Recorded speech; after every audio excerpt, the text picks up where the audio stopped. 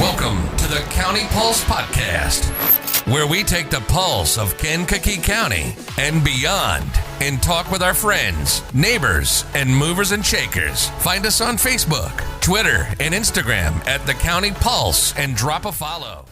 With me today is, I call him Coach Cat. Jim, I should have, Coach, I should have asked you to say your last name. Probably would have been appropriate before we jumped on here, huh? Catanzaro. I'm going to say Coach Cat. Coach Cat. Pretty common. Yeah, I tell you what, it's an honor to have you on. We know a little bit about you. I've heard you a couple times on different shows, different media things I've listened to. You have a huge role in Lake Forest football, but also the college and even beyond that. So, really, I think what we would like to know right off the bat is kind of what do you what's your history? Tell us about where you went to school, how that all transpired, where you went to college, and I'm sure Lake Forest may not have been your first stop from what I've seen, and but it's certainly your longest. So if you can tell us and of course people that come and watch and hopefully potential for your perspective, potential future foresters, right? A little bit about Coach Cat. Yeah, so appreciate you having me on. Grew up in upstate New York, just east of Syracuse. I was at went to high school, a place called 𝗲𝗲 Academy. Through the 80s and 90s, was one of the most historic football programs in the state of New York. And I got to play for 4 Hall of Fame football coaches while I was there. So it was kind of a unique thing. And so once I graduated from there, I went to Greenville College in Southern Illinois, which is now Greenville University. Went there to be a football player. I tell everybody, if you'd have told me why I picked the school in 1996, why I'm telling all these college kids to pick a school, it's completely different right now. I went there because I wanted to play football. I got a chance to play basketball while I was there as well. And once I graduated, I decided I didn't want to use my degree. And I think that was one of those things where I got a degree in education and did my student teaching and hated it. And, talked to my family. They said, you can come back here. My dad was a corrections officer, so you can come back and work in a prison. My mom worked for the state of New York, so you come back and work for the state. And I had to talk with my defensive coordinator. He said, why don't you go be a graduate assistant? And you go, I said, I don't even know what that is. He goes, you go to this place, you coach football, and they pay for you to get a master's degree. And since you don't want to use your degree, it gets you a chance for a second one. So I ended up at Glenville State College in West Virginia, which has produced some really good football coaches through the year, guys like very innovative coaches. Rich Rodriguez, when he started the spread offense, Warner Girio, who's having a ton of success at Wake Forest as their offensive coordinator. They were the head coaches there prior to me getting there. And then, we won a conference championship there while I was there. And I moved on to Wingate University, a Division II school in North Carolina. Had some really good success and opportunities there as a D-line coach and strength coach. And then for the last 17 years, I've been at Lake Forest College. And, came here as the defensive coordinator for 3 years. And then became the head coach. And I've been here ever since.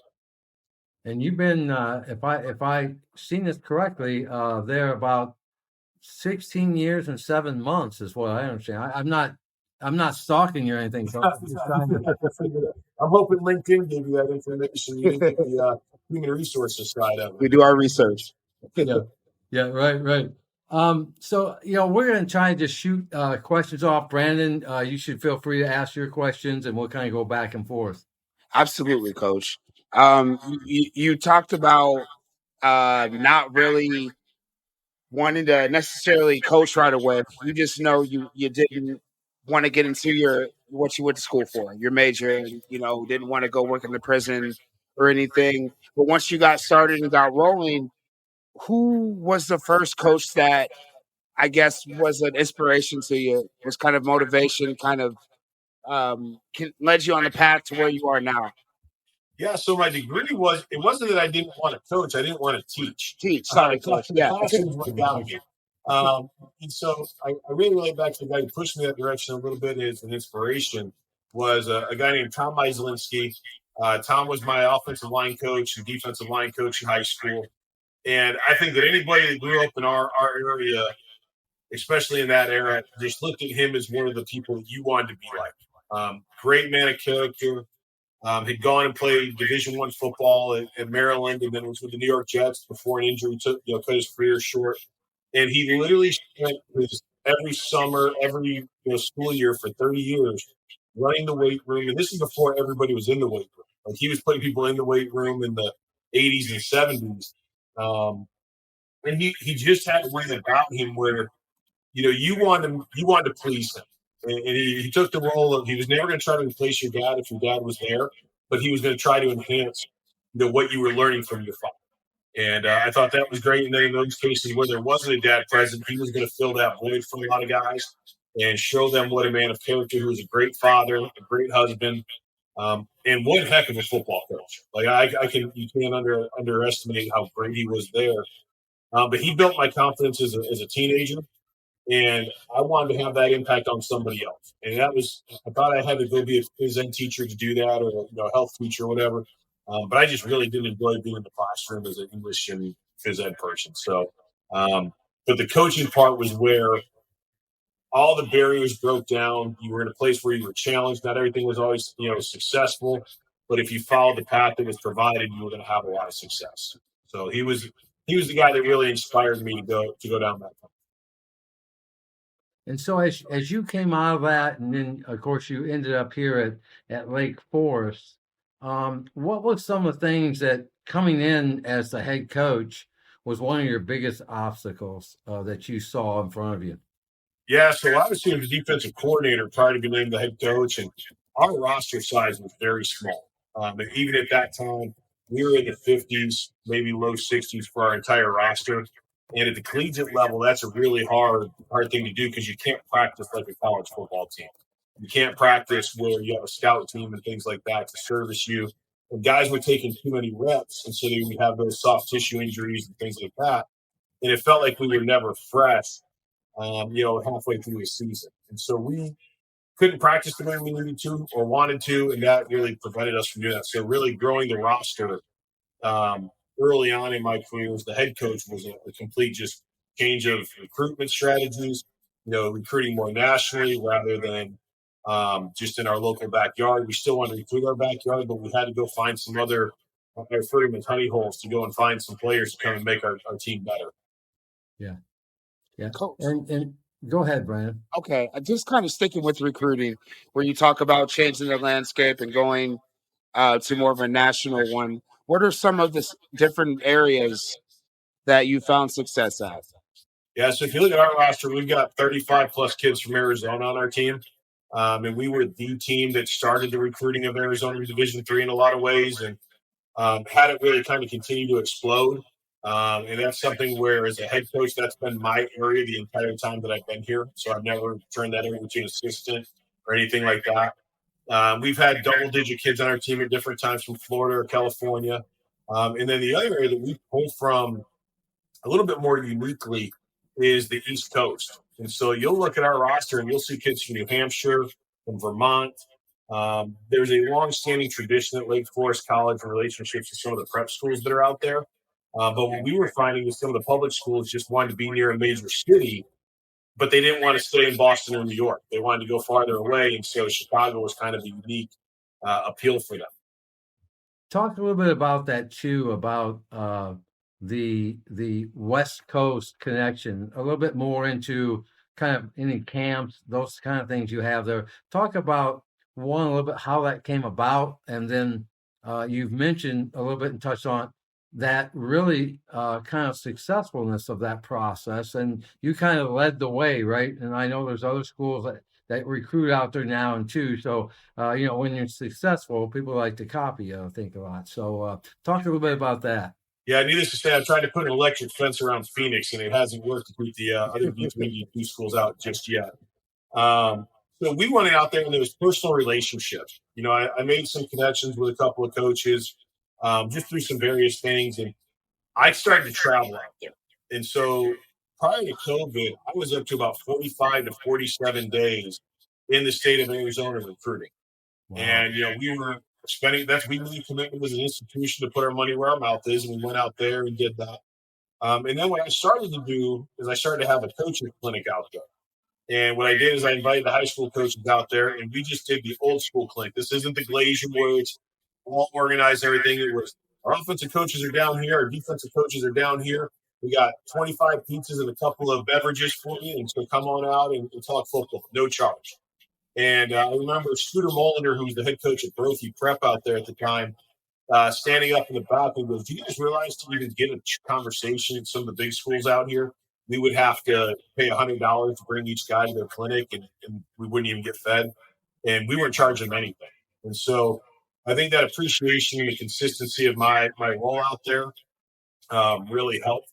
But then what we started to do is we were hosting the University of Iowa satellite camp out here for Coach Ferentz, and then it turned into the University of Illinois satellite camp, and now it's with the Lake Forest camp.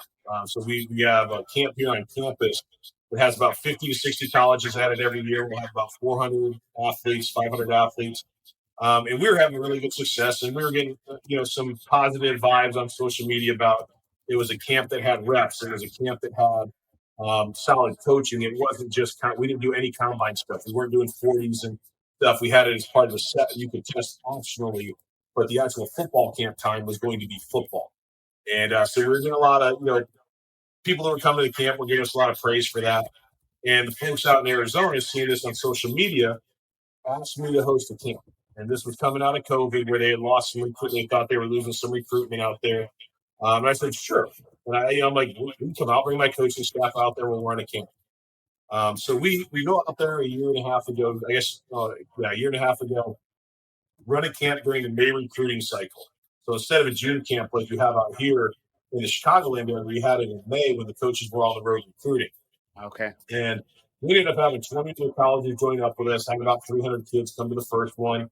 And then this year we have about 35 colleges and 600 kids came to it. Wow. From all over California, Arizona, Nevada, New Mexico.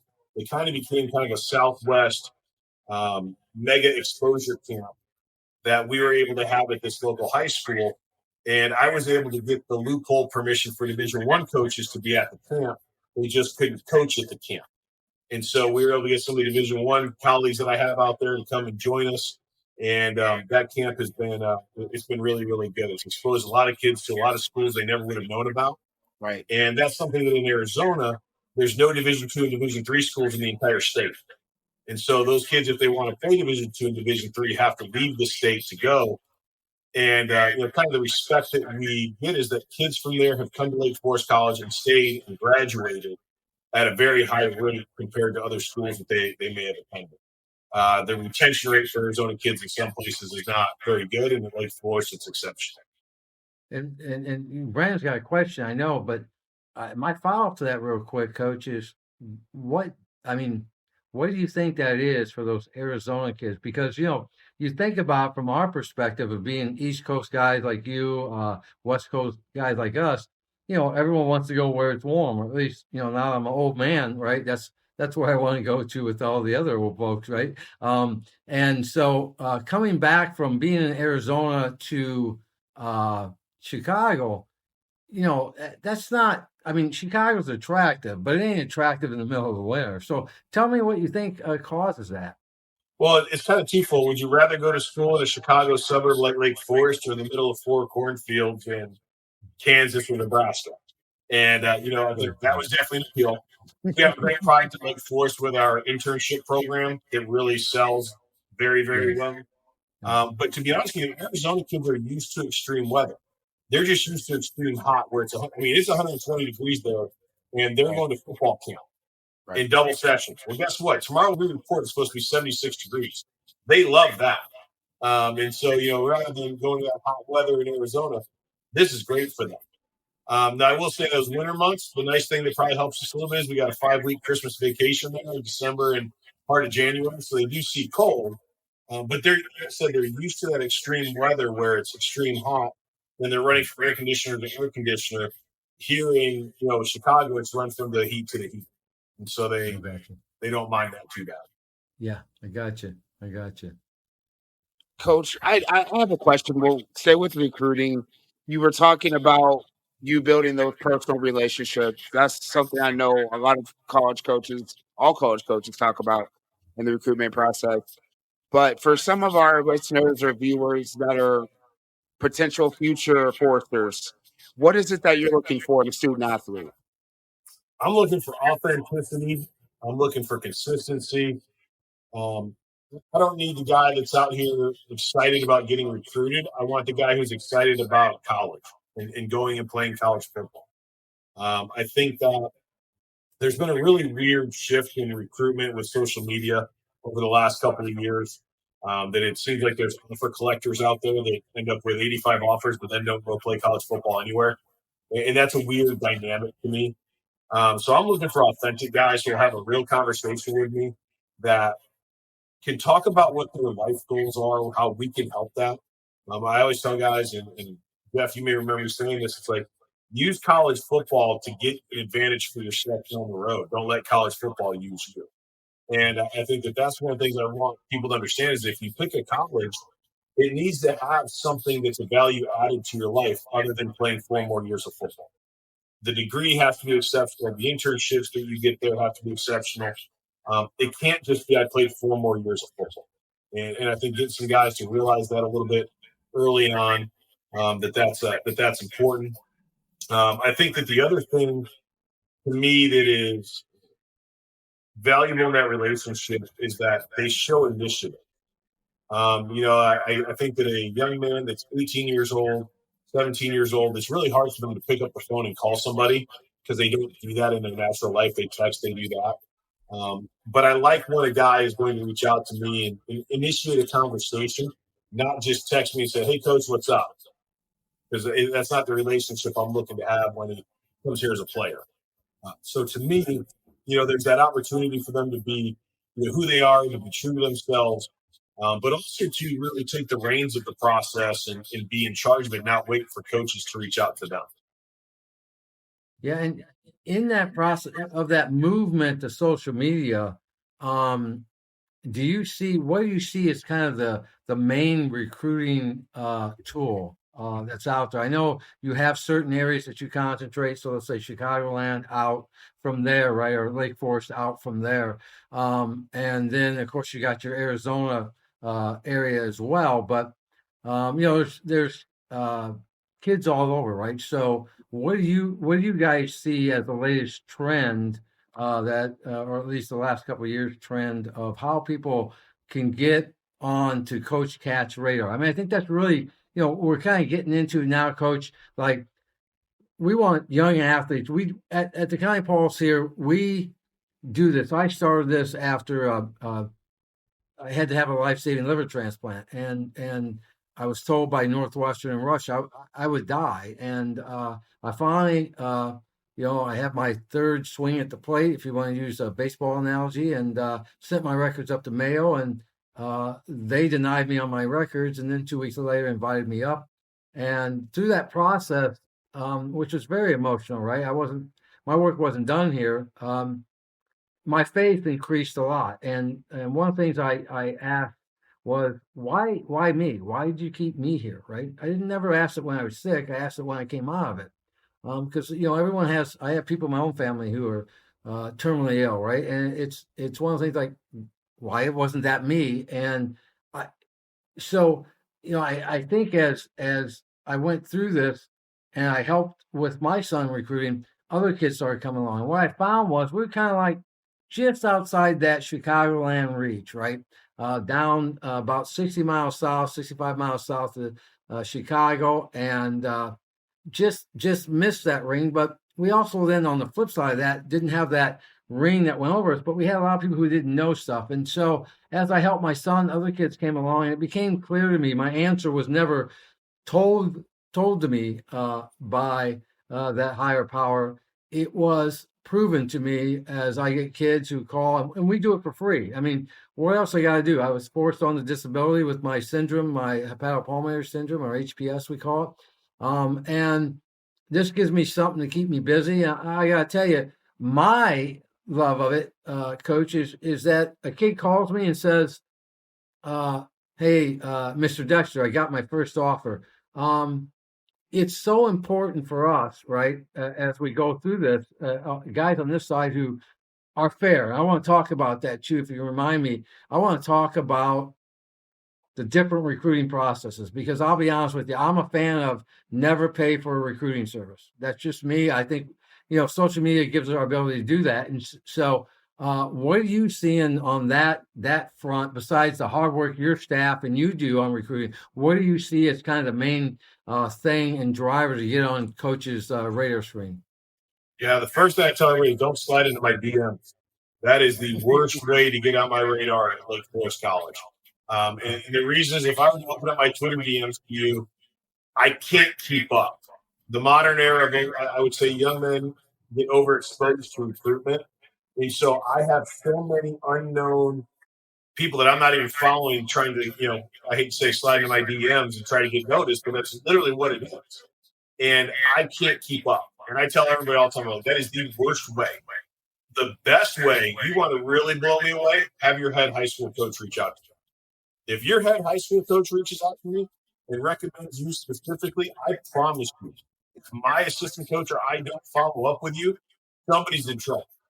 I'll dock my own pay if I'm not doing it. But a high school coach, as a head coach or assistant coach, if a high school coach reaches out to me, I'm blown away by that. And I do think there's a good number of high school coaches that do that. But I also think that the high school coaches want the young man, and I want the same thing, to have a targeted list of people. It's not just staring the seed into the air and see where it lies. I mean, we go biblical principles here. It's got to land on, fertile ground. It can't land in the crack between the rocks and still grow. So find the places that you're really interested in.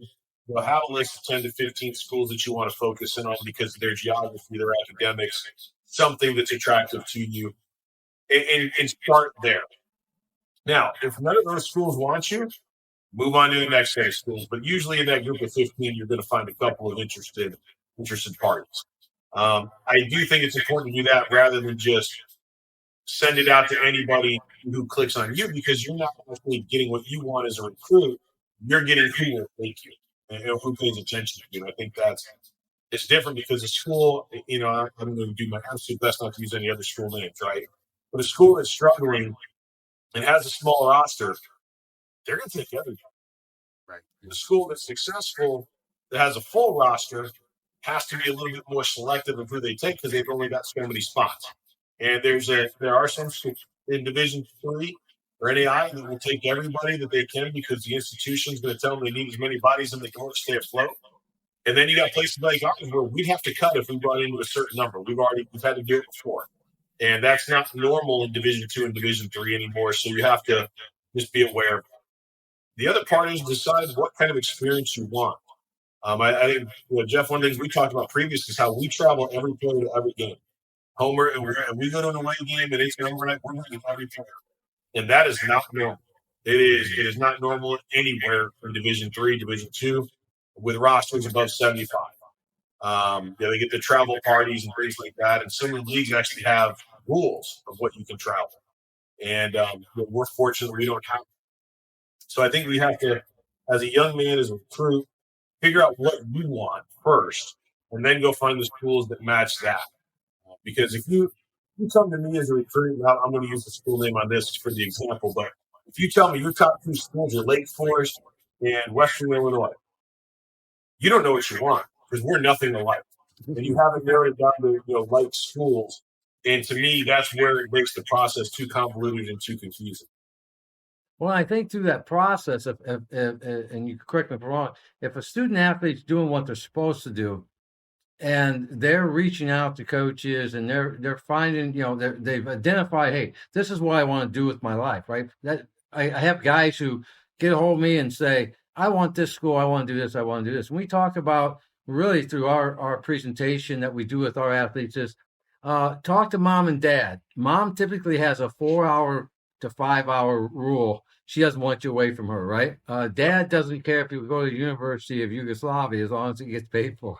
And so we talk about making that ring and then identifying those schools, but also identifying them based off of what their major is. There's nothing worse than a kid coming to me and saying, I'm interested in this school. I have a very specific major, but and we're down the road with the school. And then you go, oh, and by the way, I want to do kinesiology. They go, we don't have that, right? And so I think that's part of knowing what you want on the academic side, right? Where you want to be beyond. I mean, this 4 years, whatever you pick for these 4 years, and 6 and possibly 8, are going to set you up for the next 40 years. So that's an important decision. And then you need to decide too, like, hey, do you want to be in the middle of cornfield somewhere, right? There's schools you go out there to visit that have a $10 million stadium and they have 1,000 people in the town, and it's a great stadium. It's great to be there. It's probably a great town, right? But maybe that's not for you. And I think the nice thing about Lake Forest is you're right in Chicago's backyard. And to get to Chicago, right, go down to the city, it's an easy process. And then, another great city that's not too far away, just north there, is Milwaukee, another great city that has so much going on, especially during the summers. There's a fest for everything, right? There's a Italian fest, Irish fest, Labor Fest, Summer Fest. And so they do things right there too. And I assume that part of your process afterwards or during school to go to these different companies is, hey, we have the attraction of you can go north if you want to, but you can also go, you've got everything in your backyard in Chicago. That's not a bad selling point, right?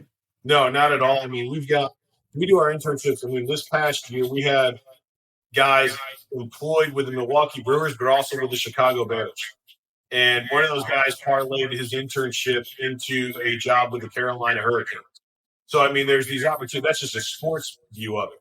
When you're actually in Lake Forest, you've got 6 Fortune 500 companies in Lake Forest. You've got Grainger, you've got Abbott, you've got a couple of these other ones. And then you just expand just a little bit, not even going into Chicago. You've got Walgreens, you've got Allstate, you've got all these headquarters. And those opportunities can provide you an inroad to the entire country.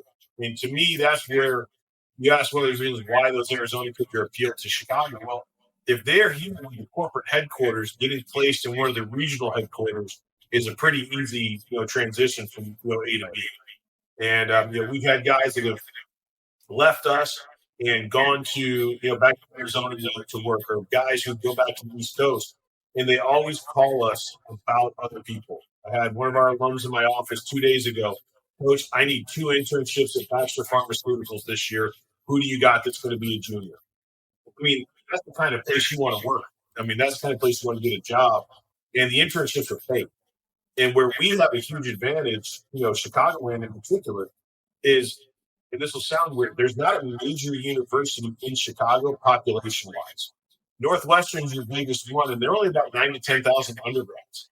You look at Loyola, you look at DePaul, they're probably in that same boat. You go out to Phoenix, Arizona State University has 77,000 students at it in their undergrad.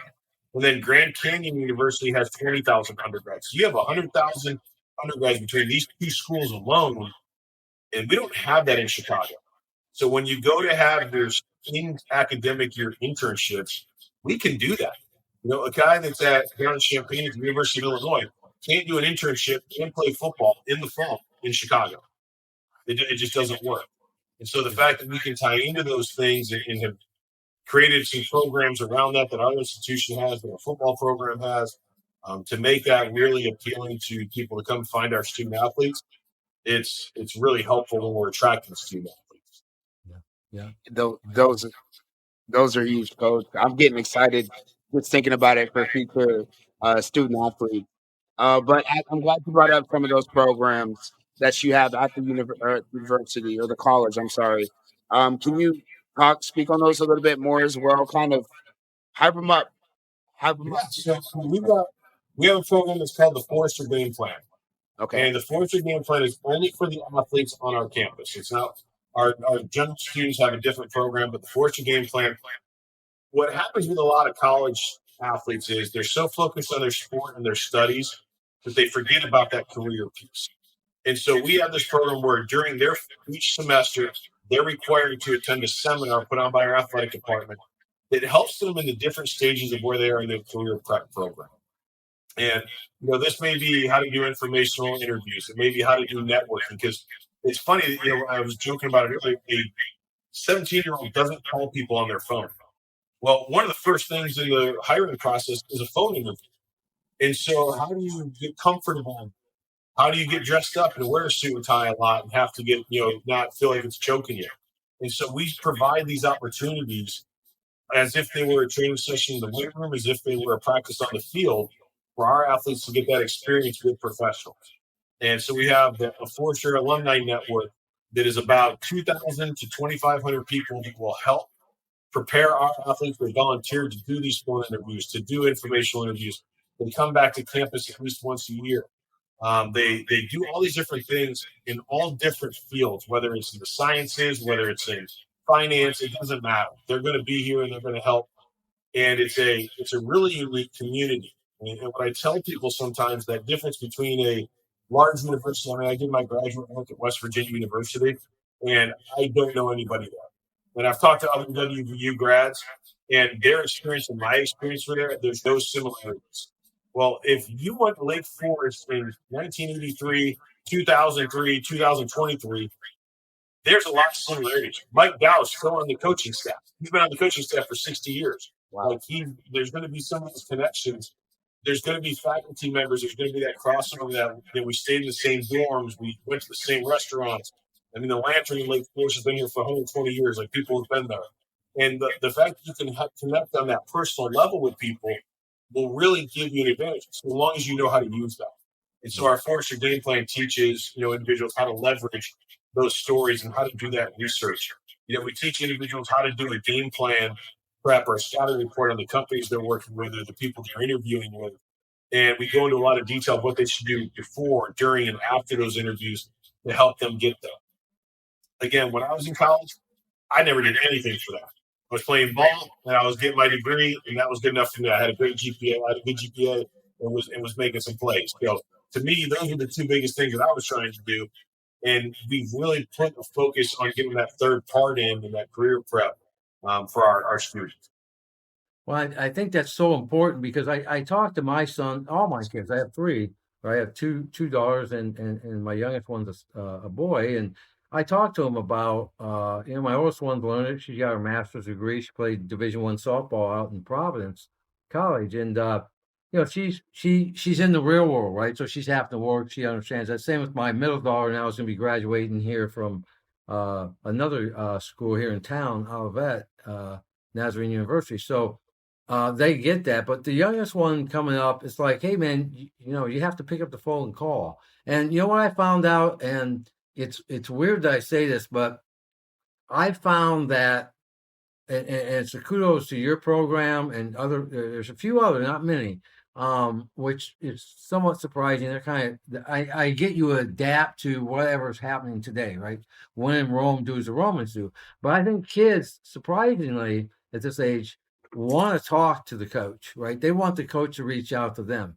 And I think when that happens, that's the extra thing that really pushes them over to help them narrow that list of, let's say, 10, 15 or whatever. If they have several schools interested, is what is the difference, right? And so when you talk about those programs, those are things that not only important for kids, but they're also important for the parents. The parents hear that, right? I hear you go, that's what I'm talking about, because he ain't listening to me, right? If you've got kids or you've been around kids, if you have any relation with them, they don't listen to you. My daughter played Division I. When we played travel ball, we got girls pitching at 60 miles an hour. I'm like, Josie, put your face mask on. Josie, wouldn't do it. I go over and tell coach, hey, could you tell her to put her face mask on, right? Josie, put it on.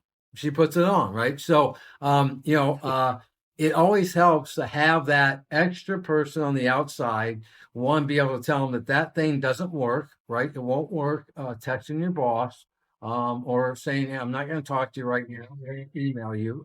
You have to be able to do that. So that's an important thing, I think, that you guys are going to be doing, that grabs that extra level of stuff. You know what I mean? And so some people think that's not a big deal, but it absolutely is, and so when you're looking at a student athlete, what are things that put them on Coach Cat's radar screen, and what are things that knock them off Coach Cat's radar screen? Besides sliding into your DMs, brother. Yeah. I'm going to notice the film. I've never been a guy that focused on the measurables, so to speak. I wanted to see if they could play football. Two of the best players in college football that I've ever been associated with. One guy's name is Robert Aguilar. Robert was 5'7".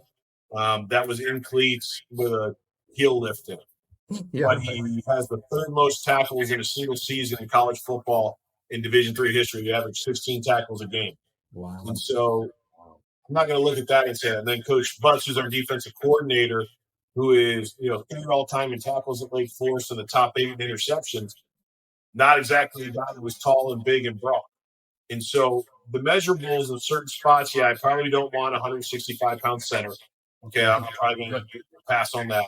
But I really want to see the film. The second part is they got to have the grades in a place like ours. Now, every school has different academic requirements, and for us, we have to find our sweet spot of GPA. It used to be you could have maybe a little bit lower GPA but get a high test score, but we're in the third year of not having real test scores out there. So I think for me, they've got to prove they can do the academic work. Unlike the University of Alabama, I don't have a staff of 15 academic support people who are going to follow everybody around and make sure they go to class and stuff like that. Right. So if they're not going to do the homework, that puts a bigger headache on me and a few more gray hairs in my feet. So we want to see guys that are committed to that process. And then, to be honest with you, to get knocked off my radar, there's two things that get knocked off my radar. The first is if I see you disrespecting your parents in any way, or showing unappreciation for them getting you to a camp or something like that, or giving attitude to mom or something like that, or rolling your eyes, I'm probably making a pretty big note that this might not be the guy we want in our program. Because if you're going to disrespect your parents, what's going to stop you from disrespecting the cafeteria worker or professor or somebody like that? And then the second thing is, and this is, if I see questionable social media content, yeah. And I will see it. Like I was saying, it'll eventually pop up. And if we see it, it's not just retweeting somebody else's stuff, it's you're endorsing that. And I try to tell everybody that there is an endorsement with anything that's attached to your account, whether you're tagged by somebody else or you tag it or retweet it or like it or whatever. It will eventually come on. And then the final thing is if you're confrontational, and I mean this in kind of an easier thing, it's if you come on a visit and you do an overnight, or you're hanging out with our athletes, and you can't humble yourself a little bit out in respect. Again, do I want to bring that into our locker room? And I always tell our players, my number one job as a coach is not to win football games. It's not to recruit. It's to make sure we have the right people in the locker room. And if I do that part where we can protect our team culture, everything else will take care of itself after that. But we've worked really, really hard over the last 17 years to create a very strong team culture and vibe. And I can't be the guy that's the one introducing people that are, negative to it. And again, I'm going to miss that occasion. These people are going to do a good job. But if that's on a rare occasion, it's only one or two kids, the rest of the culture will fix that. And I won't have to worry. But if all of a sudden I bring in 10 or 15 guys, now that starts to cut away too much of the fabric of our program in doing that. So. And plus, probably in those rare instances, you can get a kid into the program and really kind of knock off those rough edges a little bit, get them to understand, right? The hard part of what you guys do is that you're taking in a kid that's already got 17, 18, 19 years of an environment, parenting style, personality that then is going to come into your program in your life. And so you have to figure out, even in good situations, there's some kids that probably like to be yelled at, don't mind it. And there's other kids probably you have to put your arm around and say, son, we can't have that, right? And one can't mix with the other. And so you have to have not just many hats on, which we're going to talk about in a minute here outside of Lake Forest, but you also then have to have many hats on dealing with kids and bringing them in and saying, hey, look, that may be appropriate at home, may be appropriate in your neighborhood, maybe appropriate. That ain't gonna fly here. And you've got some leverage, right?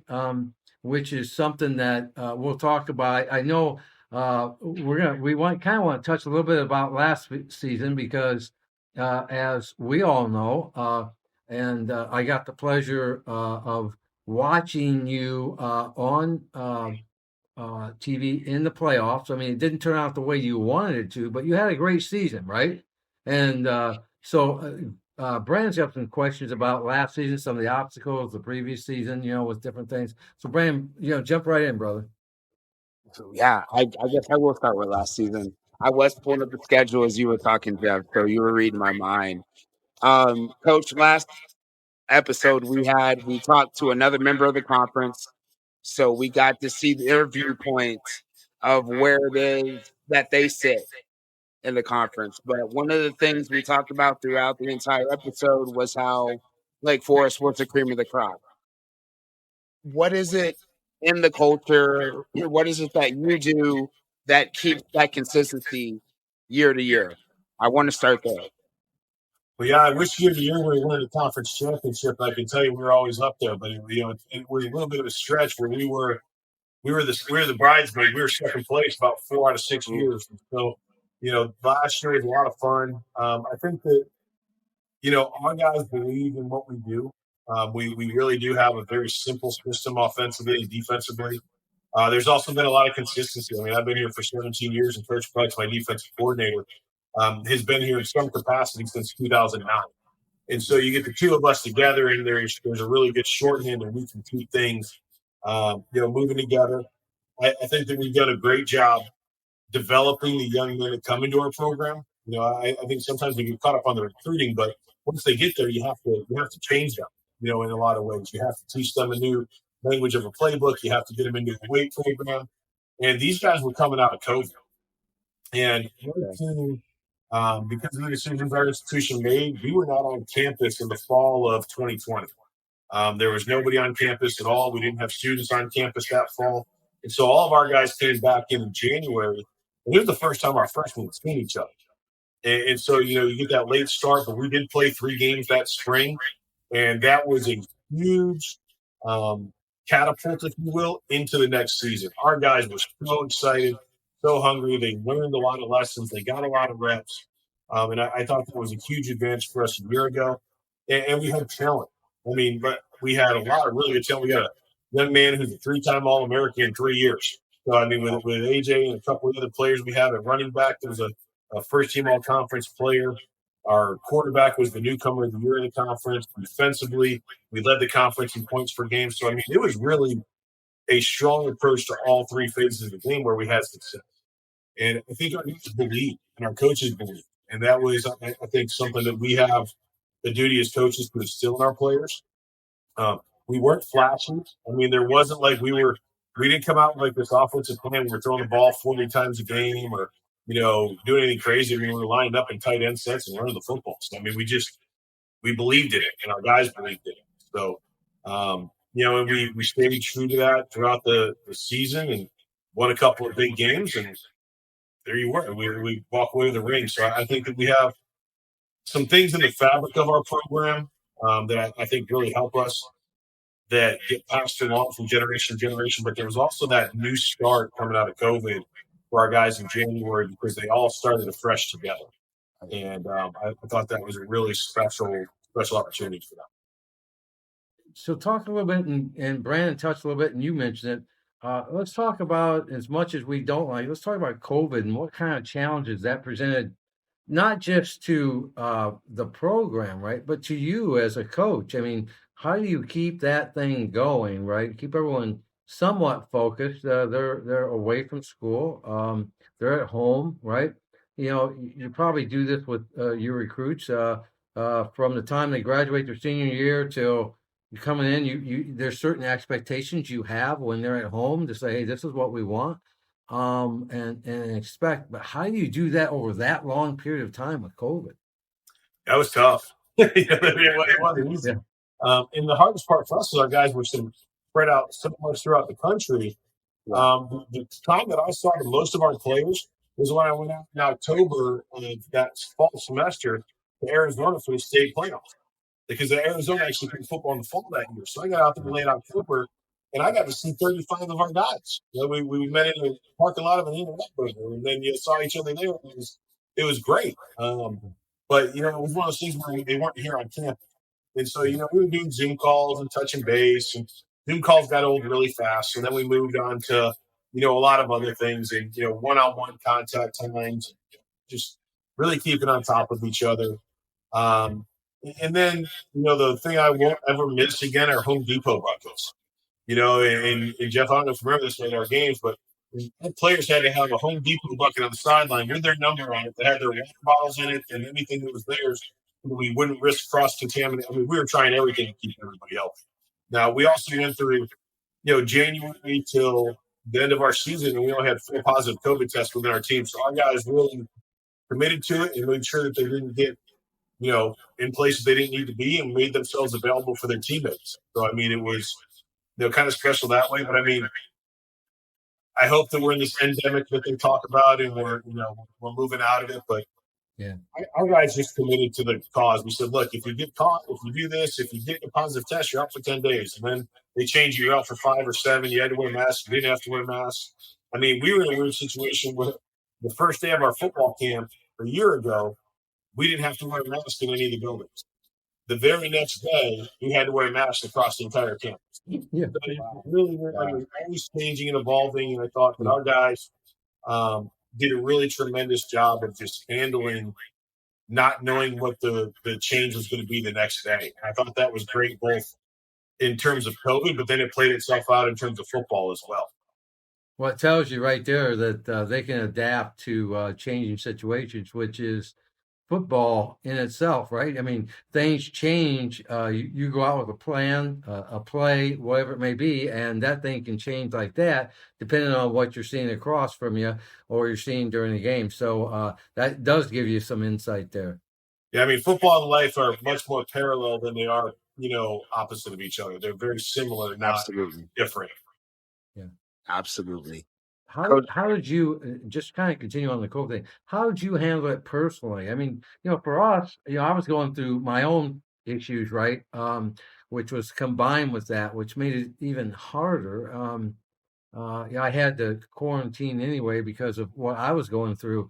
But it certainly didn't make. I think the first 2 weeks, me and Charlotte, my wife, were like, oh yeah, her office was like, yeah, we got 2. We're first 2 weeks, we're watching everything on Netflix. We're doing this, we're doing that, we're staying in. And then after a while, we're just looking at each other like we've watched everything on Netflix and Prime Video or whatever it is, right? How did you handle that personally beyond your coaching duties to kind of keep your mind straight without going bananas?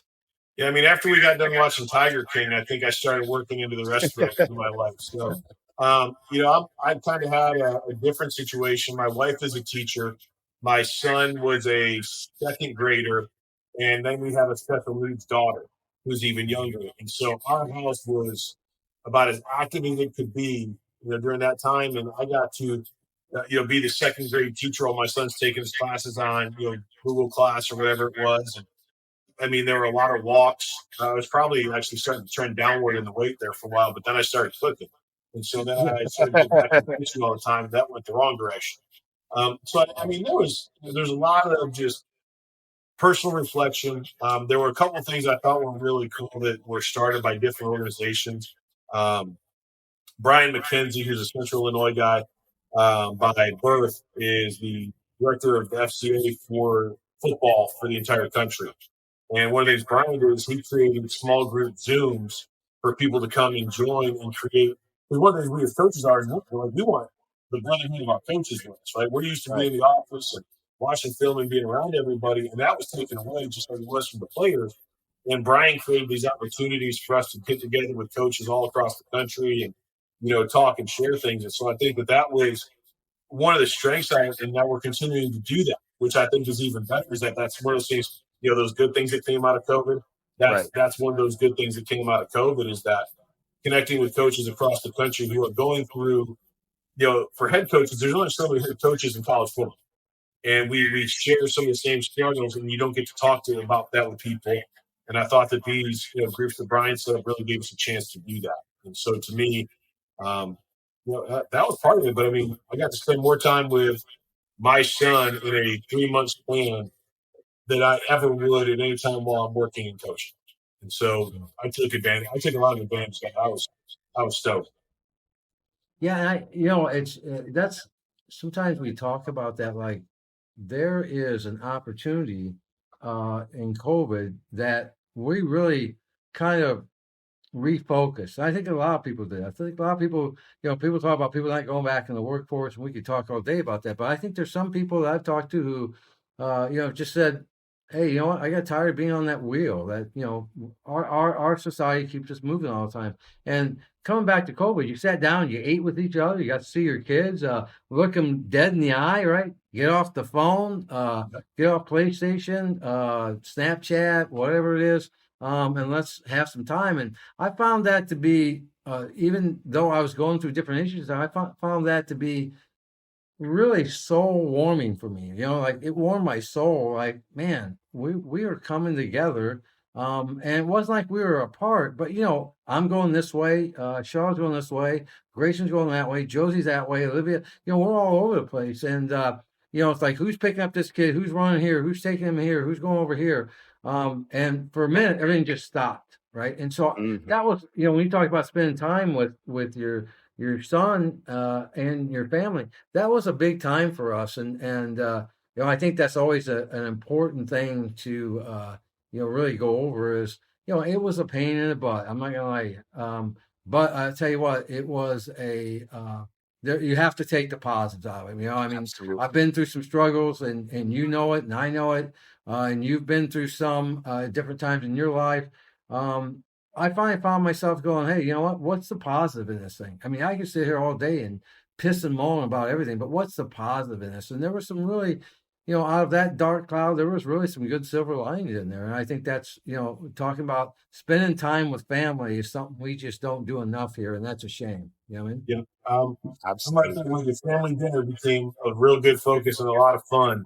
Watching my son go from being a second grader to a third grader, which is a bit of a time of enlightenment for a lot of different things, right? Like they start to figure a lot of things out. And I thought that was great. And you see how resilient kids at that age can be going through all that. But I laugh because today's, the last day before our guys report to camp. And I probably had my last dinner at home for the next 3 weeks. So it's one of those things where we had our last supper, if you will, tonight. Now my wife's a coach and she starts camp and I start camp, and now it's going to be, hopefully not too many chicken nugget nights, but we'll figure it out. Coach's dinners. Coach, I want to talk now about the actual fall 2021 season. So we're back from COVID. We have a full season where we're ready to roll. And you were talking about how the players overcame adversity and what they were able to learn from that. But looking at the season and looking at almost all of the games, we handle business. It was a pretty good win week to week for Lake Forest. My question for you is, how do either you, the coaching staff, or the seniors on the team keep that focus week to week when you're winning and having success and winning by as many points as you are? You're blowing teams out. Yeah. I think that stems from when we weren't doing that. We stayed on the same vibe. When we were 6-4, when we were 7-3, it was always 1-0. Worry about this week, 24 hours, flush it. It's literally the most cliche thing in the world. I get it. I'm not trying to give you coach speak, I swear. When we were going to flush those losses when we were 7-3 and flush those wins, we had to do the same thing now. And I think that our guys appreciate the fact that we took the same approach. We've always been pretty consistent. I think you get us evaluated by our players is we play the best player. We have a grading system. And so one of the things that was unique is we came out of the spring. We went 3-0 in the spring. We started 2 different quarterbacks. One guy started 2 games. One guy started another because the other guy got contact traced. Well, because of that created a quarterback competition going into the fall. And a new guy comes in and wins the job out and ends up being the newcomer of the year first team all conference player. But the fact that those decisions were made and guys saw that consistency from our coaches, and we said, okay, we don't get to change just because we're winning either. And I think the guys wanted to be coached hard. They wanted to be coached because they hadn't been coached the year before. And, I think that there was a thirst and hunger for that. And I just think that our guys, they really bought into that and they understood what we were trying to do didn't have to change because we were winning. If it got us to the point where we were winning, we could keep doing it. easy formula. Yeah. And Jeff, I know you brought up that playoff game, but man, St. John's pretty darn good last year. Well, in the last 40 years. so, if you don't mind, I mean, not that I want to get into it, what, we asked this of Coach Marshall from Ripon last week, right? He was our first guest, and we wanted to get, we want to do Division III because I think it gets overlooked. I think a lot of the athletes, student athletes, it's D1 or bust. And when we do our presentation, with players, either through a free, kind of recruiting show seminar or whatever it may be, or online with the family, I go through every level of that, D1, FBS, FCS, right? And then I show them, look, if you lop off everything but D1, you're losing 85% of schools that are out there, right? And I tell them, you can go D1, and there's nothing. Look, if I had a D1 coach, I tell them the same thing. There is nothing wrong with D1, but you could go there and be sitting on the bench for 4 years if you're okay with that, and that's fine. But if you want to get in the game and don't try to play. Some of those kids I don't know if you're familiar with Clint Cosgrove, but a recruiter that does it the right way. He gets paid on the back end by the colleges, right? That's with all due respect, Lake Forest has got a little bit more money than me and Charlotte. So we like the schools to pay for things, right? He said, down at the LSU game, and when they won the national championship, his fiance's dad was the coach there, and he said, those kids down there, they're freaks, right? They're just massively big.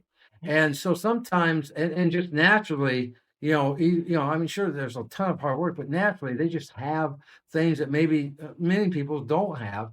And maybe you can squeeze in that roster, and that's good for you, but don't play over your head, right?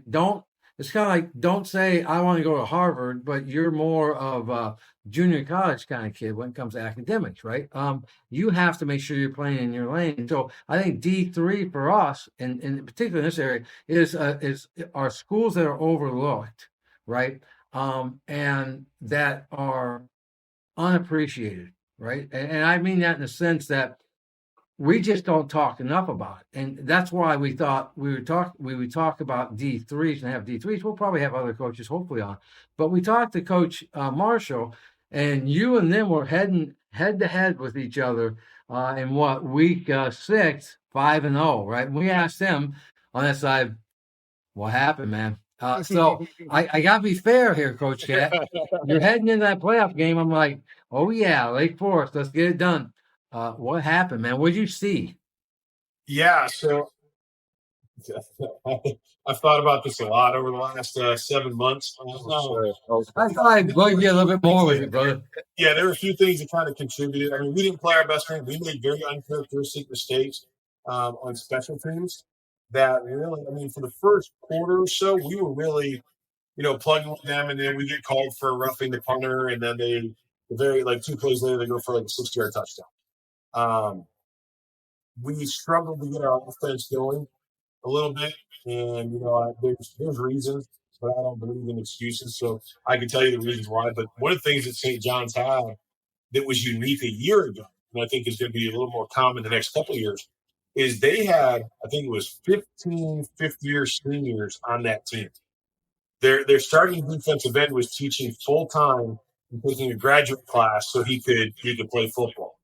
And they were experienced. They had been to the playoffs multiple times. And our guys, I hate to say it, we hadn't been there before. We hadn't been 10-0. We hadn't been to the guys on our team hadn't been to the playoffs before. Yeah. And I think that they learned a lot in that one game. That if we do things right this year and get back, maybe the matchups were more favorable, or we just play better. But I think that our guys learned a lot in the preparation for that week, being out of school for multiple days, which is something we don't usually do. As nice as the Holiday Inn in St. Cloud, Minnesota is, I think our guys, weren't really used to that type of travel and eating on the road. I felt like I ate more in 2 days because of the schedule that they had us on than I ever would at home. And it was just one of those things where I think our guys were so out of routine, and we kept trying to fight them into a routine, but we didn't have class to go to. They were with us that I think we're doing football meetings instead of going to class. And I think that now having learned some things as a coach, because that was my first time there, there's some things I would change about how we did it, and hopefully we get a better result next time. But they were really good. I mean, they had 5 All-Americans when it was all said and done at the end of the year, and I'm not even sure that their best defensive lineman was named an All-American. So I think statistically he was super disruptive, but maybe didn't have the sacks that their defensive end did. Yeah, I with all due respect to St. John's, I got to look at their roster. Unless I'm crazy, I went to that roster. I counted, maybe they haven't cleaned up lately, and maybe they have since then.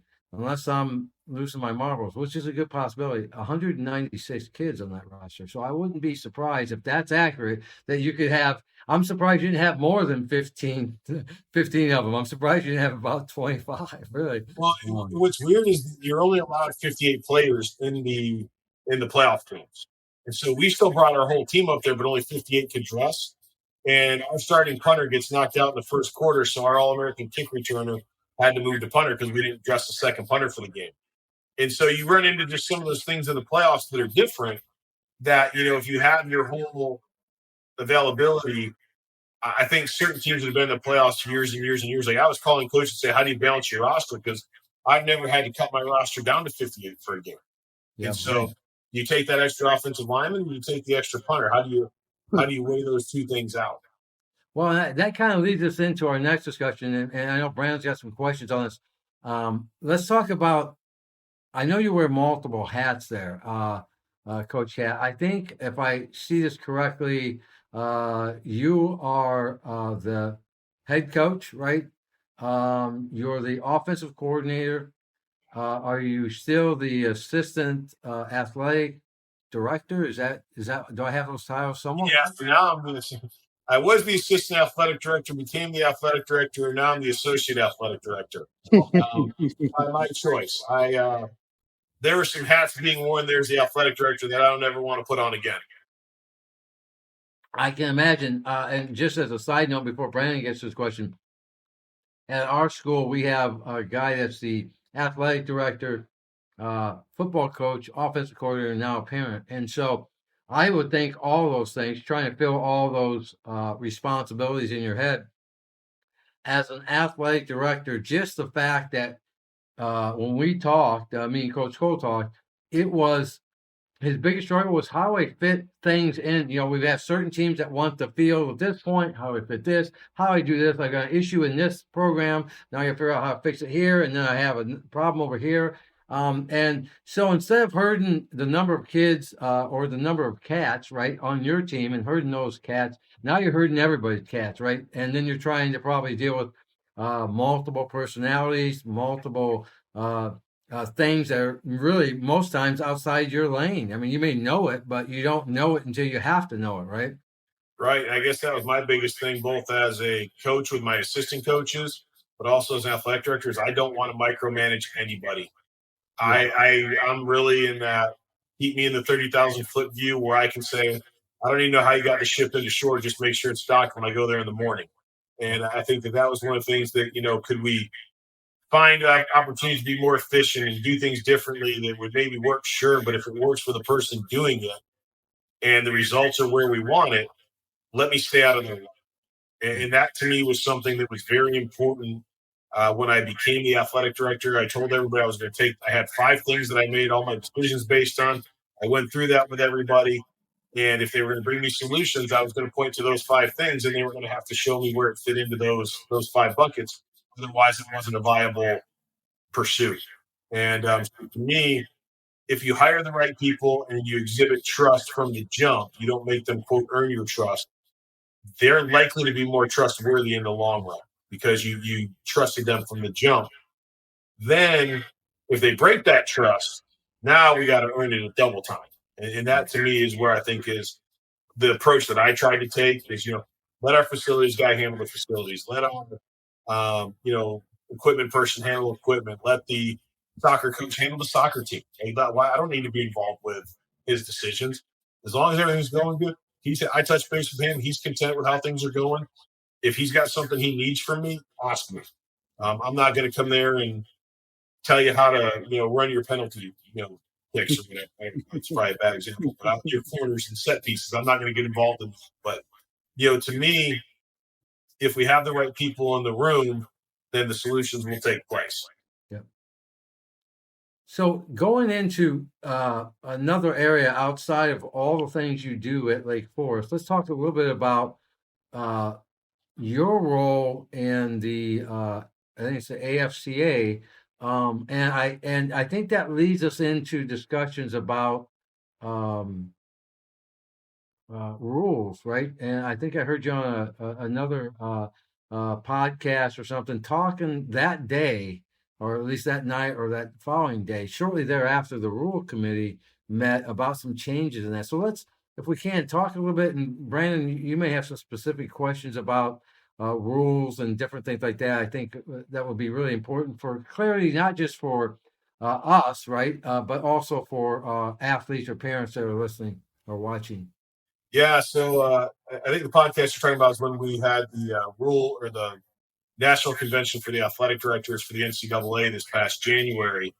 And in my role, I had two different roles that I was kind of representative. I was on the Board of Trustees for the American Football Coaches Association with Jeff McMartin from Central College in Iowa. I'm one of the two Division III reps at that position. And my other role was I was the former chair of the NCAA's Division III Football Championship Committee. And so I had a chance to speak on the floor. There were several things that we were working towards. The big one that day was passing the opportunity to use helmets and shoulder pads in spring football for Division III. And so that was one that was kind of a labor of love over, let's call it 10 years to try and get that passed. And it finally did in the capacity that they did. And that was great. But I mean, in both of those roles, they're separate but equal in a lot of ways. It's an opportunity to impact the game of football and represent Division III. Every Division I conference has a representative on that AFC Board of Trustees. And, you know, the issues that David Shaw's facing at Stanford and Pat Fitzgerald was facing at Northwestern, they're different in a lot of ways, but there's a lot of similarities in some of the issues that we're facing in terms of the mental health of our players, in terms of some of the things that are going on behind the scenes in recruiting, that I think we can find some common areas to improve. And then I think that, you know, in that Division III realm, it's, you know, sometimes people don't realize that there's more Division III football schools in the country than any other level. But then in Division III, there's twice as many schools that don't play football. And so they sometimes get to make the decisions for the football schools because they still get to vote. And, you know, you have to kind of go into the school that doesn't have football and explain to them why this has to happen from a player safety issue or from a facilities and athletic trainers and other things like that to help that get passed. So I think that I've been afforded an opportunity. You know, the AFC Board of Trustee position is an elected position that's, you know, nominated and voted on by the coaches in Division III football. And so that's, to me, one of the greatest honors you can have is when, you know, your peers put you and say, go speak for us, you know, go be a voice for us. And that, I take that role probably with as much seriousness as I can in any, because I know that there's a lot of people I need to consult because, you know, Lake Forest might not have the same feelings on something as, you know, a school in Boston or a school in California. And so talking to some of those coaches to get their feedback, you know, is super important. Talking to Sherman Woods out of Salisbury, who's the Hall of Fame coach out there. And, you know, he runs a triple option. You know, the greatest enemy of my brain is the defensive coordinator. And, you know, we're talking to him about what's going on in their part of the country versus what's going on in the Midwest might be totally different. And, you know, just having those individual conversations hopefully makes our game better moving forward. Coach, I want to talk now that you shared some of the different hats you have at the Division III level. We know the big difference between D1 and D2 and the D3 level, but what are some of the differences, especially in football, that we may not necessarily know or see that you're seeing with being on the board for the AFCA or with the rules committee? So can you talk about some of that? Yeah, I mean, the biggest difference between Division I and II and Division III is Division III is the only one that has no limits on scholarship. We can give as much money as we want. We just can't give it for football. So, you know, that's one of the things I think is often misunderstood is we give more money than everybody else does. It's just doesn't say football scholarship attached to it. I think that one thing that's very common amongst the levels right now is there is a strong view towards the mental health of our athletes. It's become very apparent across a lot of different sports that the stresses and the criticisms and the things that are coming through social media are impacting our athletes in a lot of different ways. And that's why I think we saw the entire UFC Board of Trustees partner up with the Jason Foundation, which is a youth suicide prevention organization. And every coach that's on there did a PSA and did a couple of different things to try and help bring awareness to that. I think there are different headaches in Northwestern and Michigan when it comes to the NLI. We don't have a whole lot of companies saying, "Let me give money to a bunch of your kids," and so I think there's a difference there.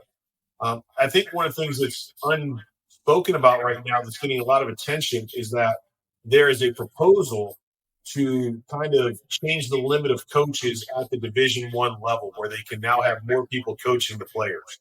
Right now, there's a cap. I think it's 12 or 13 coaches at a Division I school that can actually coach the players on the field. It's where you saw these analyst positions start popping up. There is a proposal that will eliminate that. And schools now, if you're Alabama and you've got unlimited resources, you can have 44 on the field coaches coaching your 2 deep 1-to-1 ratio. Wow. And what people don't understand of kind of how that'll impact is right now there's a lot of schools that can't find coaches at the Division II, Division III level. I had a 1AA coach call me a week ago. We're talking a week before they report. $55,000 a year, possible housing, and they couldn't find anybody qualified to fill the job. And that's at a Division I AA school. Right. And so you're seeing that coaching similar to how some of the players have approached it, where it's D1 or bust. You're starting to see a lot of young coaches D1 or bust as well. They would rather go volunteer for 4 years at a Division I school hoping to become a GA than it is, let me go actually coach my own room and coach my own players and be in charge of a position. That part has kind of become a little less cool, if you will.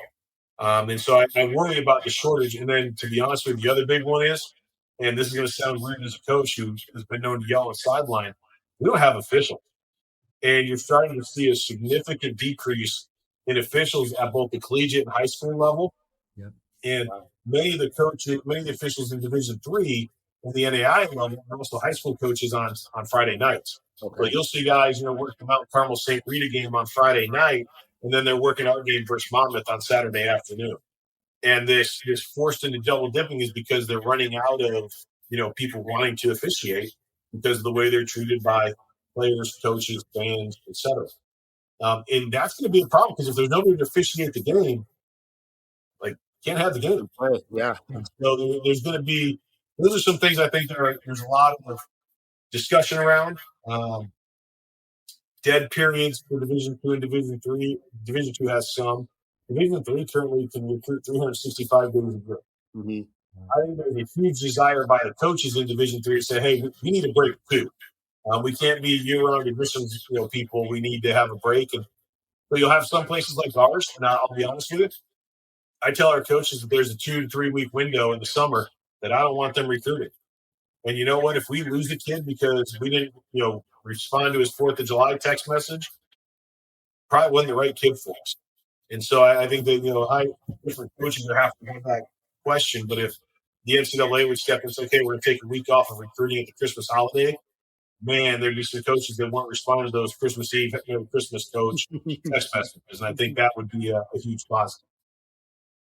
Absolutely. Yes. Well, and too, it's a system that seems to be a little bit out of whack, right? You're probably overworked, underpaid. I think everybody's underpaid except for maybe some of the social media guys.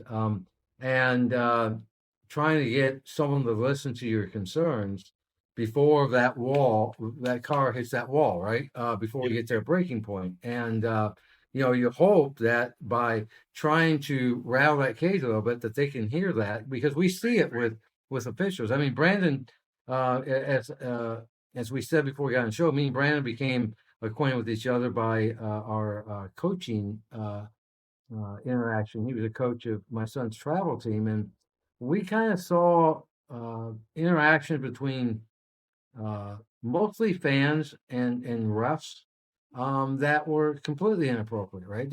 Oh yeah. Hey, don't get me wrong. A ref is easy to get on. I mean, we expect perfection these days. So, they're going to miss some of those things.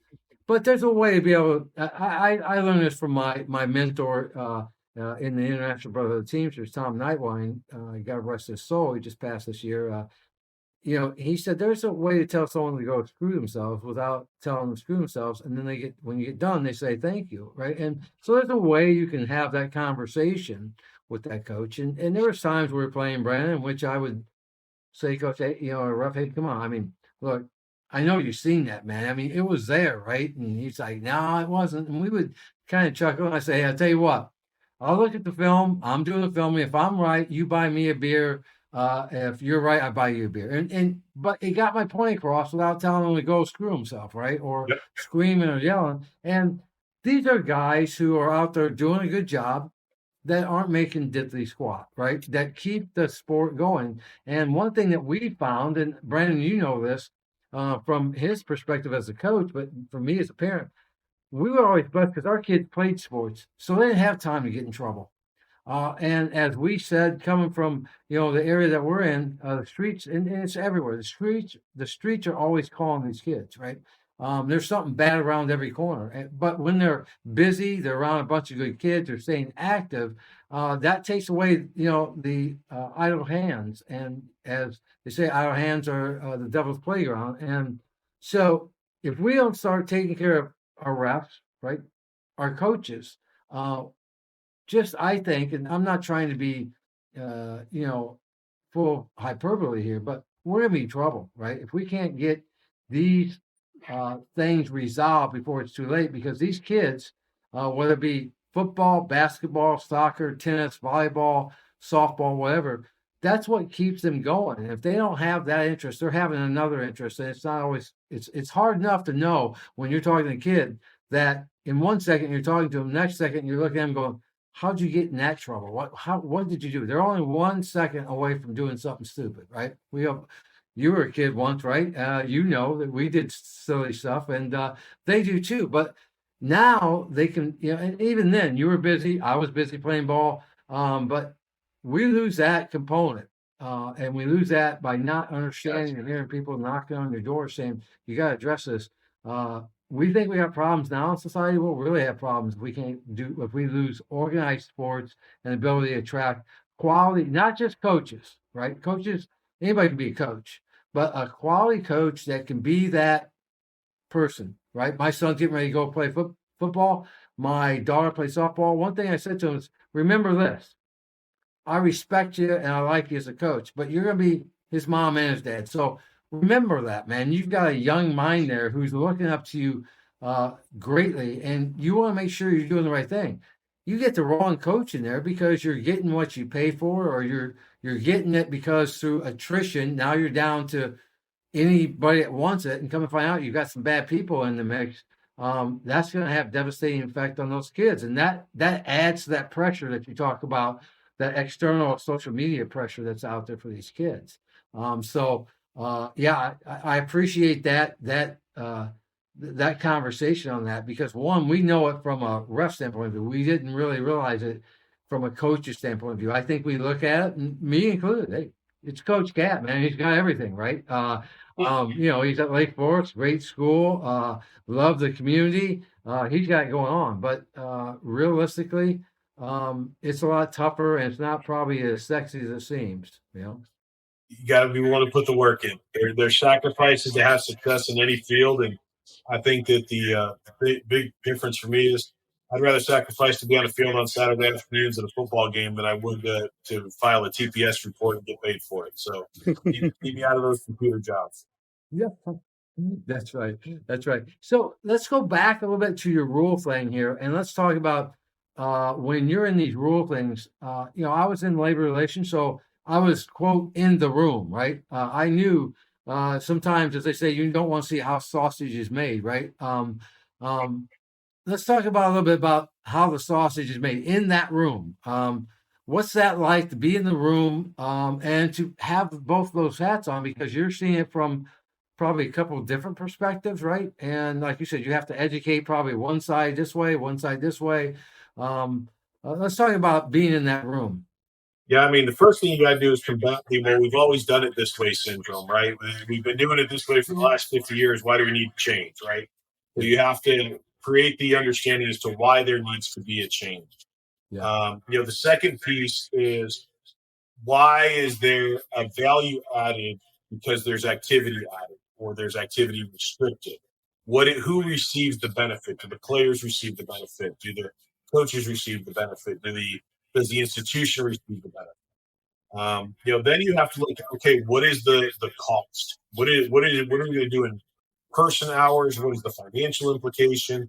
And is it something that is sustainable by the majority of institutions that we have? What are other fields beyond the officials and coaching are athletic training? You're seeing a huge decrease in the number of athletic trainers who are leaving the field to go work in physical therapy clinics because they can work in both areas. Mm-hmm. And now that degree is going to be a master's degree instead of a bachelor's level degree. So it requires an even larger investment for that job. Well, athletic trainers, if there's sports going on at the school, when the head coach for football leaves at 5:30, they still have to stay for the soccer practice, for the basketball practice, or whatever's going on afterwards, and they're getting burnt out. And so when you start adding, for our case, when we're talking about spring football, well, now the trainers have more responsibilities because there's going to be contact in the spring, whereas it was a strength and conditioning training before that. It was on a strength coach. So I think that there is you have to take all those approaches and see, okay, well, what's the best solution to what has been requested of us to solve? Is there a way to do it or not? I think that that's a really big thing. I mean, I always joke that, at the AFC Board of Trustees, we had this conversation about cup blocking. And just because of where I came in on the Board of Trustees, I sit in between David Shaw at Stanford and Ken Niumatalolo at the Naval Academy. Well, you can assume that the Naval Academy wants to keep every form of cut blocking possible. Absolutely. And David Shaw is saying we care about concussions, but we're letting people leave with their head in the lower body. So it can be a very interesting discussion. And meanwhile, I'm the guy that up until this year was on defense. So I was able to push back and just you guys have at this. I don't want to be involved. And so I think that you have to take those different, perspectives and try to figure out what's best for the whole, not for your individual school. And I think that that's oftentimes the hardest thing for a coach to do is, well, this isn't good for me, so I don't want to sign on to this. But it's good for the better part of football. So maybe I kind of have to. I think that's where the coaches, who are used to being boss of their own areas, they're all the head coach of their own program, and they come in there and you've got all those personalities together, and allowing them to flush it out and talk it out, I think, is what really makes it special to be a part of the group like. Yeah, I find that somewhat similar to what I did. Is you have so many different, one, personalities, two, needs, and you're trying to put this together as some type of goulash, if you will, right? Something that is a little bit of everything. And I used to tell people I represent is, you can give me your proposals, your ideas, but at some point we're going to get off the want list and we're going to get down to the need list. What do we need here, right? I mean, I'm sure people have a lot of things they want, but at the end of the day, and I use this analogy, hey, it's kind of like your kid comes in, he's got 3 pages of Christmas list. He's got a PlayStation, a bike, vacation to, Florida. Anybody get the bike? Probably not getting the PlayStation because nobody can get them these days, right? You better get a job is what you better get. That's exactly right. But you know what? You get down to it. That's really, you got to pare that down, and it's another process in which I would describe as herding cats, right? Because you've got so many different processes and interests there. And so, Brandon, go ahead. I think you've got some probably some questions there, both probably serious maybe and not so serious. Yeah, kind of serious, I guess, my first one. With the rule committee, so does that place you in the same realm with deciding the playoff? I don't know the word for it. Parameters for Division III? Yeah, so I was on that committee that selected the Division III championship tournament, if you will. Now there are 27 automatic qualifiers for conference champions. There was 5 at large bids. So we selected 5 teams, but then we also had to set the bracket up under the parameters that the NCAA provides us. Not, I don't want to go into deep in the process, especially with you coaching too. But for the football fan, I said last episode, we all think we know the process for Division I football playoffs. But what is the at-large process of Division III? Just for the huge sports fanatic like me.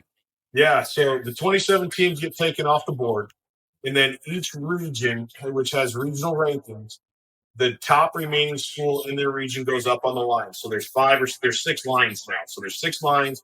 Remember, there's only 5 spots. Right. And what you do is you do a comparison. You say, okay, if it's, Wheaton, Lake Forest, Central, whomever else, who's the best team?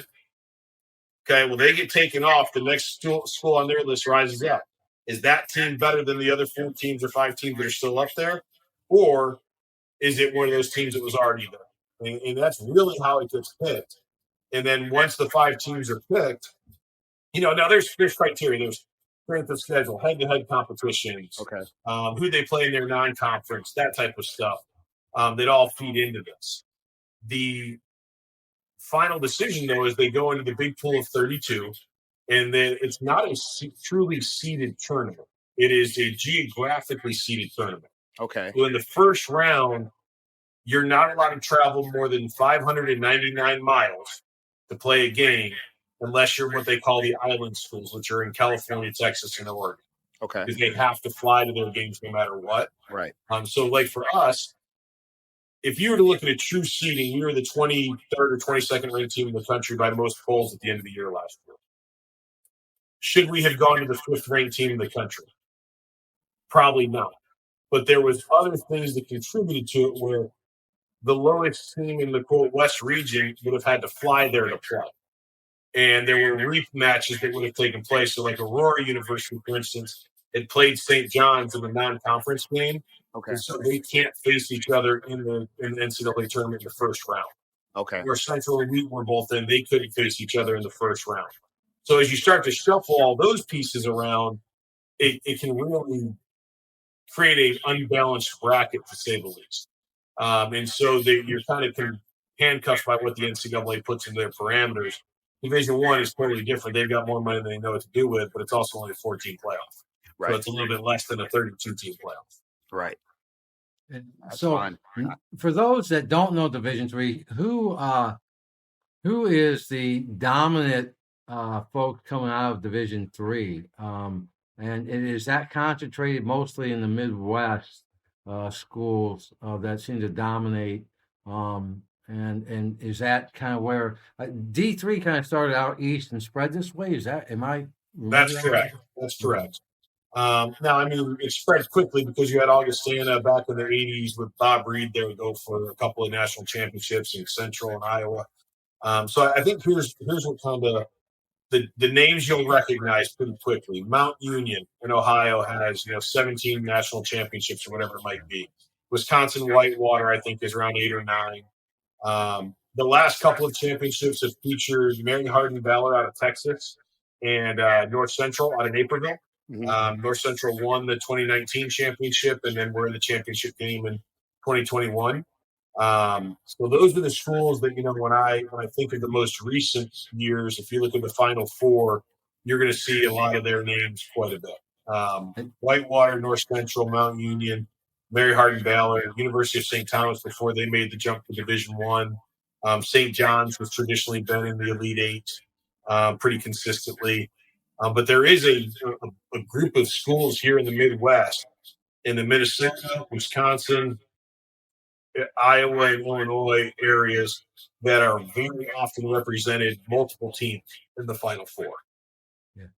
Yeah, it's a great thing. I think that's the important thing that I recognize was the layout for kids who think that there's really nothing here, right? We're lucky in Illinois, I think, because we have a lot of Division III options.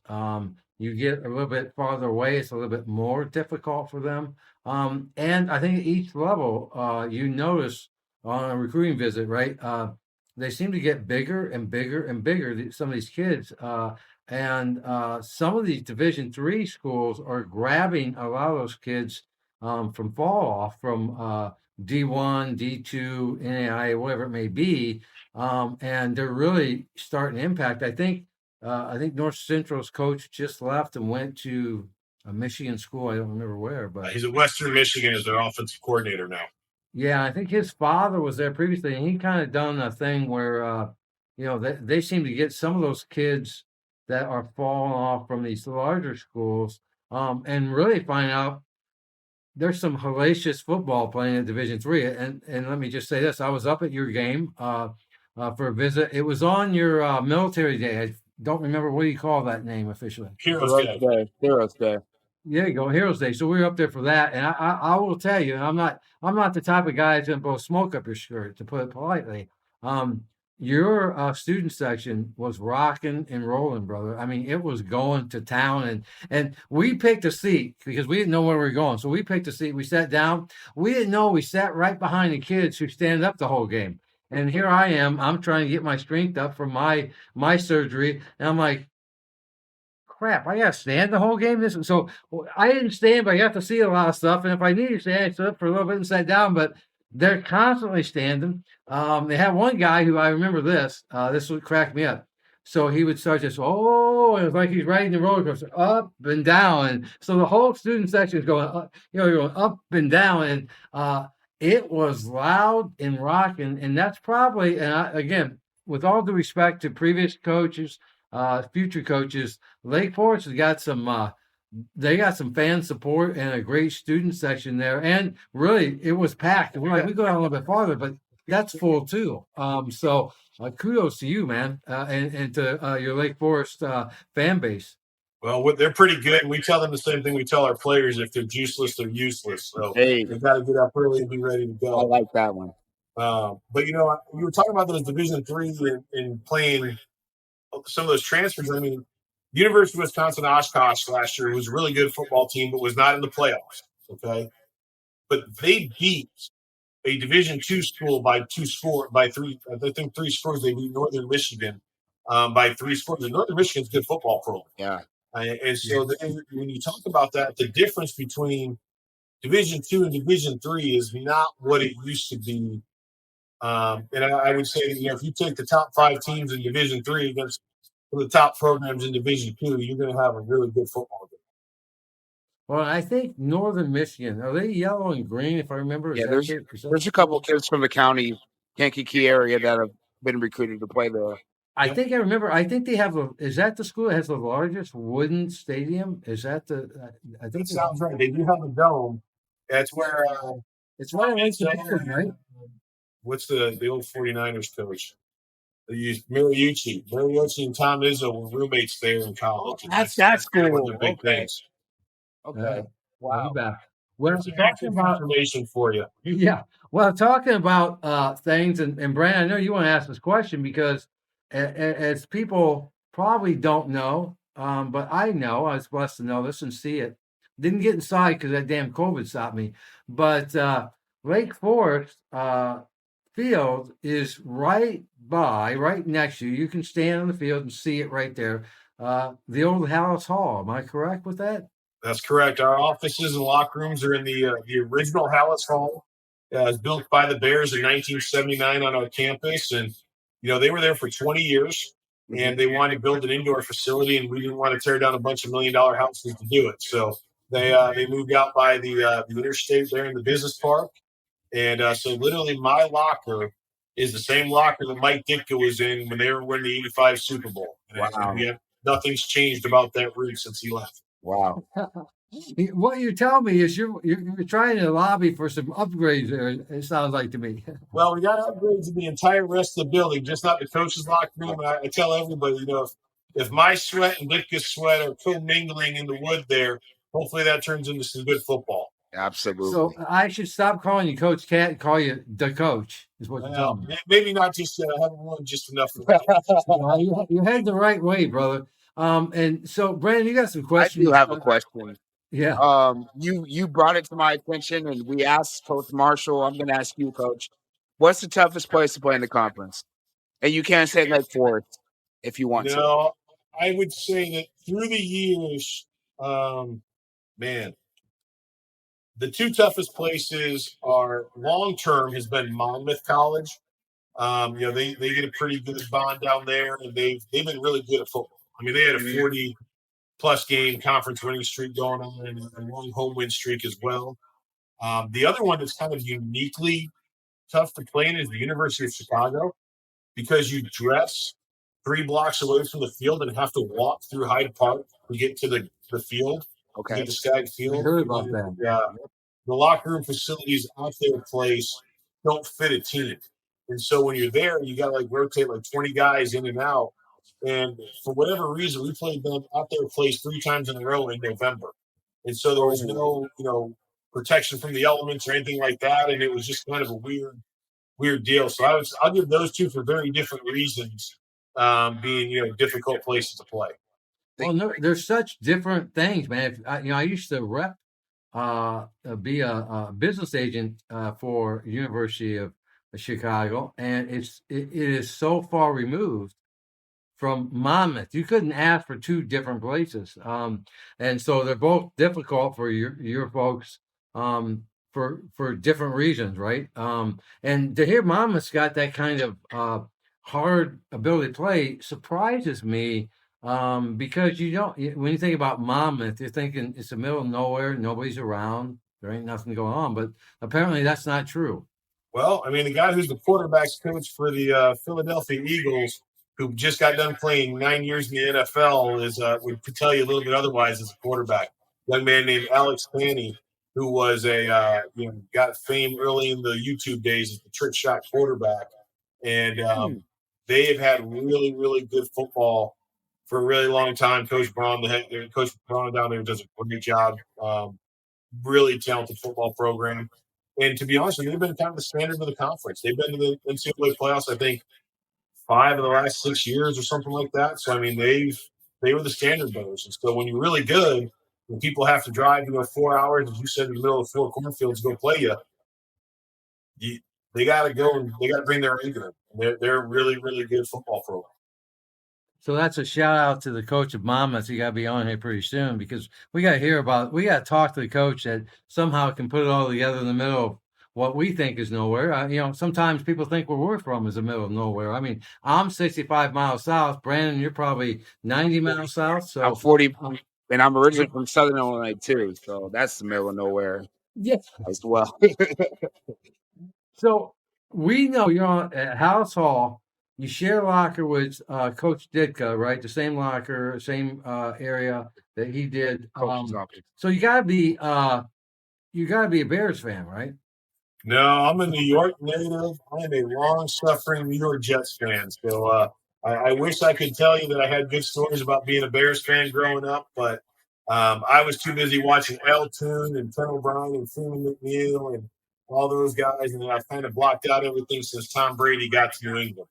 So, once we knocked out Drew Bledsoe and Tom Brady became their quarterback, I stopped watching the Jets for about, 13, 15 years. So, have you jumped back on and started watching them again? Oh, yeah. I've watched that debacle the last couple of years. So I'm hopeful. I'm super hopeful right now. I'm hopeful. Yeah. Well, you're long for the Joe Namath days, and that's really old school. I think before my time, at least the time that I can remember, right? As a Jets fan. So there's nothing that's going to change your mind. You it sounds like you've been here for quite a while. Sounds like you're going to be here for quite a while more. Yep. There's nothing that's going to change your mind to become a Bears fan and join our club. Is that what you're telling us? I mean, I think if a couple $1 million showed up, I'd probably make a good donation to that Hallis Hall, and I might jump on that Bears bandwagon. But I can be bought in that terms. He's seen plenty of misery, probably in his time in Lake for 16 years. Puts him right after our last Super Bowl run, right? Right around that time. Right around the time, loving it out. Well, let's talk about this and see what you say. I don't know how much hot water you want to get into, but we have debates, and you probably get to see enough of the Bears being here in the Midwest, or at least hear enough about it. So, kind of debate is not necessarily between me and Brandon, but you've got a guy like Justin Fields as a quarterback. Obviously, changing the coaching staff, GM and stuff. is that the type of player as a coach you say, hey, you come in my system, this is my system, this is what you're going to do, or because he's, in some senses, freakish, Freakishly talented, athletic. and off the board smart when it comes to retention, do you then say, hey, I'm a coach, I'm a good coach, but I got to play my player's talent and kind of work also with his system. How do you handle something like that coming in if you're the Bears head coach and you draft Justin Fields? What are you thinking? How you move forward with that? You better make the player successful as a coach, because you as a coach are never going to be in the huddle and you're never going to have the ball in your hands. So it's about making. I think the greatest job a coach can do is put their players in position to be successful and not ask them to do things they're either not capable of or aren't there suited to their strengths. You have a lot of time to plan and prep as a coach, and there's no reason for you to put that square peg in a round hole. There's a lot of different ways to win football games. We talked about it earlier. You can run the triple option to win games. You can throw the ball 500 times, to win games. As a coach, you want your players to be adaptable. You need to be adaptable as well and put them in that position to be successful. And that calls for some trust, right? When that kid's out there, I mean, they're not kids, they're young men, right? When they're out there, you have to trust him enough at that, in particular at the quarterback position, to be able to ad lib a little bit. You don't want them to go crazy wild, right? You have you got to give them bumper pads. You can't just give them a strict path. You got to say, hey, look, you see something, you capitalize on that, right? Because that can be a advantage or it can be a disadvantage. Is that right? Yeah, I mean, as a coach, you trusted him to draft him, sign to a contract, give him $10 million.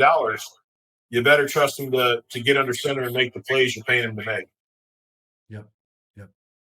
So we'll get you in at some point, Coach, to Bears kind of logic and stuff. But in the meantime, we appreciate you, man, and taking the time out of your schedule. Can you talk a little bit about what's on the horizon for tomorrow, right? Did the kids arrive today? And your freshmen, do they come early? Do they come today? They come a couple of days ago? Or they all come at the same time? NCAA gives us the same report date, so everybody will be here tomorrow morning. We will, we'll get them checked into their dorms, let mom and dad spend some time. We'll do a lot of paperwork tomorrow, get the orthopedic screenings done. And, then what we kind of do, I think it's maybe a little bit different. We do a big pig roast. And so we got a Southside Chicago guy that comes up, and he'll have the pig out there starting at 3 o'clock in the morning. And he will, pork, chicken, you name it. He's going to have it out there, and we're going to be ready to rock and roll.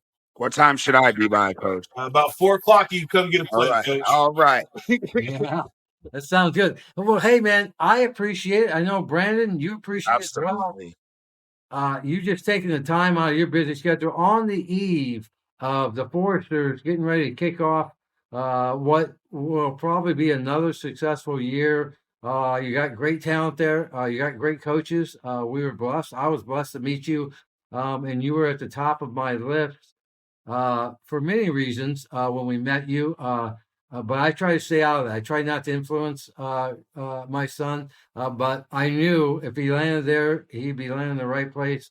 And got to see your kids play. You got a bunch of talented kids. So, hey, man, have fun this year.